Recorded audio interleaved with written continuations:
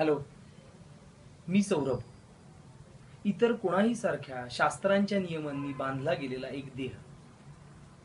एका मिनिटाला माझ्या हृदयाचे 72 ठोके पडतात. दिवसभरात साधारणतः 27,040 वेळा मी श्वास घेतो. माझं हृदय 7 लिटर रक्त शुद्ध करतं.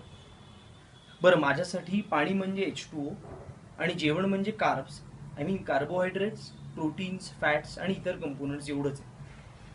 बरं, माझं आयुष्य या शास्त्रांच्या पलीकडे कधीच जाणार नाही याची मला खात्री होती, जोपर्यंत मी मंगेशीला पाहिलं नव्हतं. मी मंगेशीला पाहिलं आणि माझ्या हृदयाचा ठोका चुकला. 72 ऐवजी माझं हृदय मिनिटाला 84 ठोके द्यायला लागलं. एका मिनिटात 16च्या ऐवजी मी 24 श्वास घ्यायला लागलो. माझं शरीर ह्या शास्त्रांच्या पलीकडे जाईल याची मला कल्पना देखील नव्हती. थोडक्यात माझा न्यूटन झाला.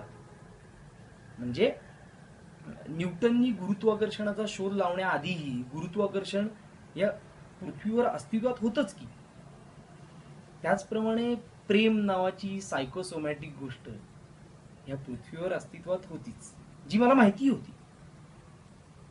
पण ही भावना अशी काही जाणवते हे मात्र माझ्या स्वप्नात देखील आलं नव्हतं.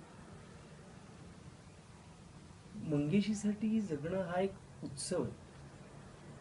बरं, तिला पाणी म्हणजे H2O हे सुद्धा कळत नाही. पण पाणी म्हणजे तहान आणि त्यानंतरची तृप्ती हे तिला कुठल्याही शाळेत न जाता उत्तमपणे कळलंय. मंगेशीसाठी जगणं